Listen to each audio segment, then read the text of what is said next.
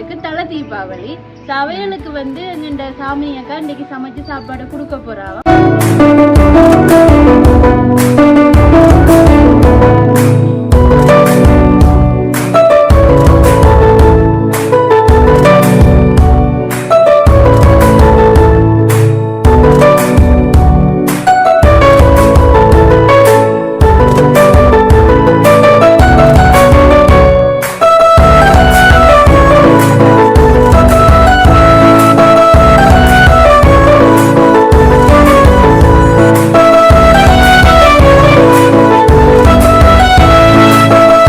அனைவருக்கும் வணக்கம். மற்றொரு காணொளியூடாக உங்களை சந்திக்க வந்திருக்கும் நான் தாரகா.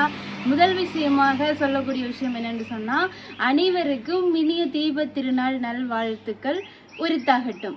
இந்த தீப திருநாளில் வந்து தீபத்தின் ஒளி எவ்வாறு பிரகாசிக்குதோ அதே போல் எங்கள் மக்களின் வாழ்க்கையிலையும் சகல சௌபாக்கியங்களும் பெற்று வளத்தோட வாழ நானுமே வந்து இறைவனிட்ட பிரார்த்தித்து கொண்டு இன்றைய நாள் தீபாவளி நாள். அப்போ இன்றைய நாளில் சாதாரணமாக எங்கள் சமையலை தான் உங்களோட முதல் முறையாக பகிர்ந்து கொள்ள போகிற நீண்ட நாட்களுக்கு தலை தீபாவளி ஒரு குடும்பத்துக்கு. அதோட வந்து சொல்லணும் என்று சொன்னால், இந்த வருடம் பார்த்தீங்களேன்னு சொன்னால் எங்கண்ட குடும்பத்திலேயே ஒரு குடும்பத்துக்கு தலை தீபாவளி.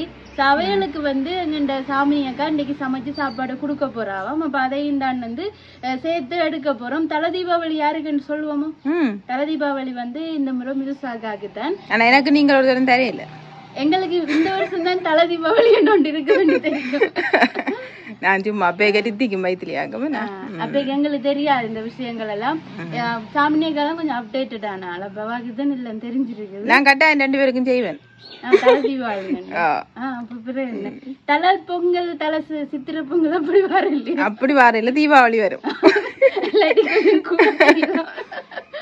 தலை பொங்கல் எல்லாம் எப்படி வந்தாலும் இப்ப இந்த தலை ஆனா வழக்கமா தலை தீபாவளி என்று சொன்னா, நான் இந்தியாவிலேயே பாக்குறேன்னா சகல விதமான இறைச்சிகள், சகல விதமான சீர்வரிசைகள் எல்லாம் கொடுத்து சீர்வரிசைகள் நிறைய செய்வினோம். ஆனா எங்கண்ட விட்ட எங்களுக்கு வந்து என்னண்டா எங்கண்ட தகுதிக்கு ஏற்றளவு விரலுக்கு ஏற்ற வீக்க மண்டுவினம் அந்த மாதிரி கொஞ்சம் வீக்கினா படிச்ச மாதிரி போடும். அதுவும் ஒரு விஷயம் இருக்குதானே. அப்ப நாங்களும் ஸ்பெஷலா தான் வந்து இன்னைக்கு சமைக்கிறோம். அவைக்கு பிடிச்ச சாப்பாடு தானே. நம்ம மியூசாக்காக்கெல்லாம் இந்த சாப்பாடு என்று சொன்னா உயிர்.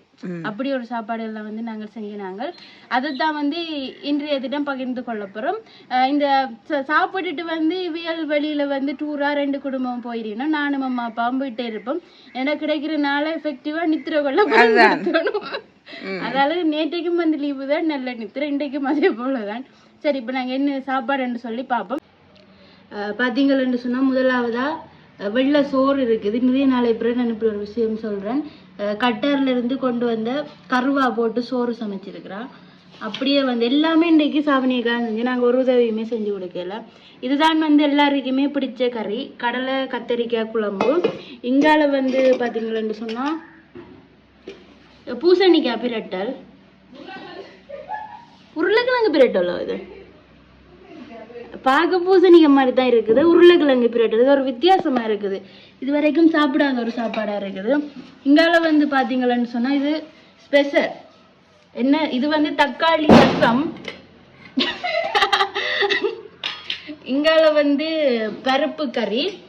இப்படியே இங்கால வந்து என்னது வெங்காயம் தக்காளி பழ சம்பல். இங்கால வந்து பாத்தீங்கன்னு சொன்னா பாயாசம். அப்படியே இங்கால வடை பாயாசத்தோடு இருந்து. இந்த சாப்பாடு எப்படி இருக்குன்னு சொல்லி கருத்துப்பட்டியில பதிவிடுங்க. அப்படியே வந்து பாத்தீங்கன்னு சொன்னா வாழை இலையும் வருது. நிறைய பேர் சாப்பிட வர போயிடணும். நிறைய வாழை இலையா கிடக்குது.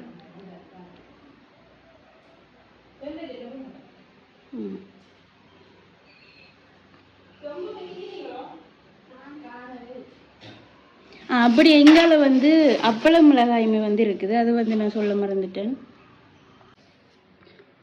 சரி போடுங்க. இப்போ வந்து பாத்தீங்கன்னு சொன்னா தலை தீபாவளிக்காரரு காணியில சாவனியக்காக பசிக்கு தான் சாப்பிடுவோம். அப்படி இல்லை, தீபாவளிக்கு வந்து காகத்துக்கு சாப்பாடு வச்சா எல்லாம். அப்ப அதால நாங்கள் கொஞ்சம் வேலை காத்து வச்சுட்டு இருப்போம். விரட்டும். நீங்களே இந்த சோறு கருவா போட்டு நீங்கள் தெரிஞ்சு கொள்ளலாம். வாசமா இருக்குல்ல. சோறு தான் வாசமா இருக்கும், பாயாசம் வாசமா இருக்கும், ஏலக்காய் வாசம், ஏலக்காயும் போட்டு நான் சேர்த்து. அந்த பச்சையா இருக்கிற அந்த கருவேப்பம் இல்லையா? ரொம்ப ரொம்ப ரொம்ப ரொம்ப இல்லையா? இப்படியே அடுத்ததா கடலை கத்திரிக்காய் இல்லை கறியிலே அளவளவா போடணும், முன்னாடி நிறைய கறி. இதுதான் எங்க ஃபேமிலிக்கே பிடிச்ச கறிங்க. எங்க 3 பேர் இருக்கு, எல்லாருக்கும் பிடிக்கும், எல்லாருக்கும் பிடிக்கும். சுமார் ரைட். நானும் பூசணிக்காய் நினைச்சேன். இது தக்காளி ரசம். தக்காளி ரசம் இல்ல விடியல, கடைசியா வேணுமா நாங்கள் குடிக்கிறது. தக்காளி ரசம் இது நாங்கள் இப்பதான் பழகினாங்க இந்த ரெசிபி. இலங்கை என்று சொன்னாலே, யாழ்ப்பாணம் என்று சொன்னாலே ஃபேமஸ் பருப்பு கறி தான். பருப்பு கறி, இந்த வெங்காய சம்பல், தக்காளி பழம் வெங்காயம் போட்டு சம்பல் வைக்கிறது. அது இல்லாம ஒரு சபை இருக்காது. இறைச்சி கறின்னா கூட இருக்கும் கட்டாயம். வித்திக்கும் பாலையில இருந்து சாப்பிடுவோம், நாங்க போட்டான் வரான் இல்லை, அங்க போனா வர மாட்டாங்க. அடுத்தது வந்து அப்பளம், நாங்கள வடையும் இருந்தது. வடை இந்த நல்ல பெரிய பெரிய வடை வேலைக்காக சுட்டு முடிச்சுட்டேன். ரோஸ் பேன் ஒன்று இருந்தபடியா, ரோஸ் பேன் எல்லாம் வச்சாச்சோ வந்து படைக்கிறதுக்கு. 4 கறி சரி. ரசம் வைக்கல, ரசம் வந்து கடைசியா தானே அது படைக்கிறது. பாயாசம் ஒரு கப்பில விடுவோம்.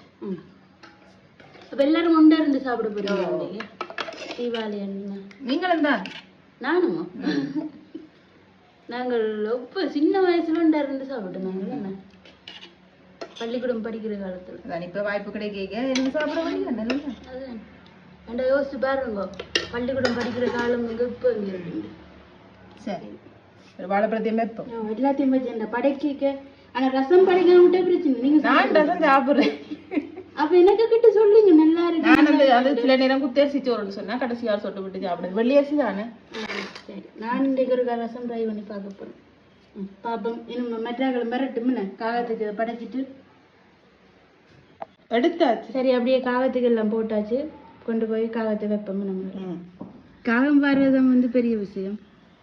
வந்துட்டோம். ஒரு காகத்தின் பறக்கு பறக்கு அங்க நிற்குது.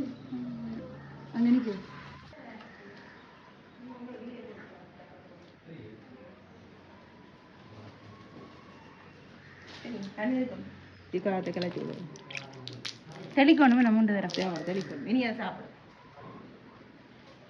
நல்ல பெரியதில் காகம் தானே இன்றைக்கு வந்துருக்கு.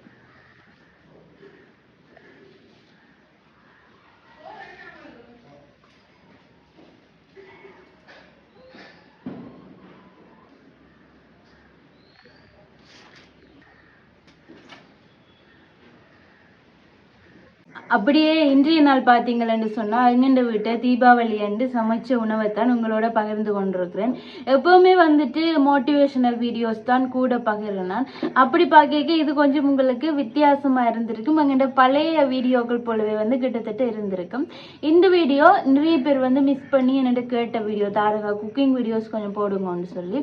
ஸோ அவைக்காண்டி தான் வந்து இந்த வீடியோ நான் உங்களோட ஷேர் பண்ணியிருக்கேன். திருப்பவுமே சொல்கிறேன், எல்லாருக்குமே இனிய தீப திருநாள் நாள் வாழ்த்துக்கள் எங்களுடைய SDK vlog and SDK family சார்பாக தெரிவித்துக் கொள்கிறோம். அனைவருக்குமே இனிய தீப திருநாள் நாள் வாழ்த்துக்கள் உரித்தாகட்டும். இந்த வீடியோ எப்படி இருந்துன்னு சொல்லி மறக்காம கருத்துக்களை பகிர்ந்து விடுங்க. நாங்கள் வந்து நாளைய தினம் சிறந்த காணொலியோடு உங்களை சந்திக்கும் வரை உங்களிடமிருந்து விடைபெறும் நான் தாரகா. நன்றி.